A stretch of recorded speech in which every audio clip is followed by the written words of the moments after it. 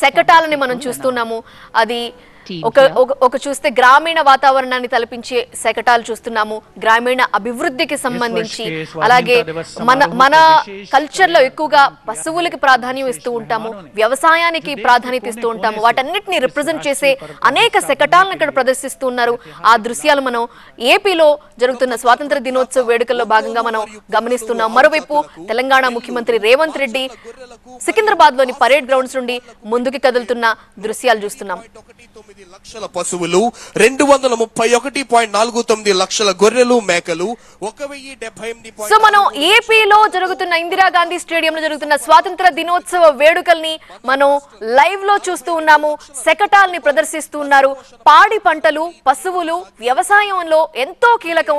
వాటిని రిప్రజెంట్ చేస్తూ ఉన్నటువంటి శకటం మనం టీవీ9 స్క్రీన్ మీద లైవ్ లో చూస్తున్నాము. ఇందిరాగాంధీ స్టేడియంలో నిర్వహిస్తున్నారు స్వాతంత్ర దినోత్సవ వేడుకల్ని.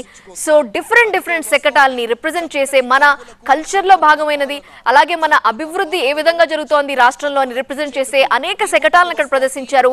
తల్లికి వందనం కార్యక్రమం, ప్రభుత్వం చేపడుతున్న అనేక కార్యక్రమాలు, పథకాలకు సంబంధించి కూడా శకటాలను ఏర్పాటు చేశారు. వాటన్నిటిని మనం లైవ్ లో చూస్తూ ఉన్నాం. విశేష సేవలు అందించిన వ్యక్తుల పేర్లను ప్రభుత్వ పథకాలకు పెట్టి సమర్థవంతంగా ముందుకు వెళుతోంది మన ప్రభుత్వం. అధికారంలోకి వచ్చిన వెంటనే 16,347 పోస్టులతో మెగా డిఎస్సిని ప్రకటించి తమ చిత్తశుద్ధిని నిరూపించుకుంది కూటమి ప్రభుత్వం.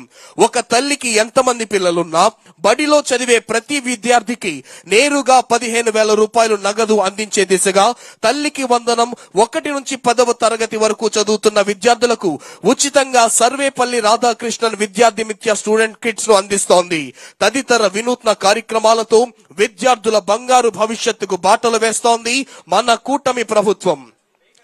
ఆరోగ్య ఆంధ్రప్రదేశ్ సారిద్దాం, క్యాన్సర్ రహిత దిశగా పనిచేద్దాం. అదిగో వస్తోంది వైద్యారోగ్య శాఖ శకటం. మన రాష్ట్ర ప్రభుత్వం ప్రాణం విలువ తెలిసిన ప్రభుత్వం. అందుకే రాష్ట్రంలోని అన్ని ప్రాథమిక, పట్టణ ఆరోగ్య కేంద్రాలను మరియు విలేజ్ హెల్త్ క్లినిక్లను ఆయుష్మాన్ ఆరోగ్య కేంద్రాలుగా గుర్తించారు. దేశంలోనే మొట్టమొదటిసారిగా రాష్ట్రంలో ప్రతి కుటుంబానికి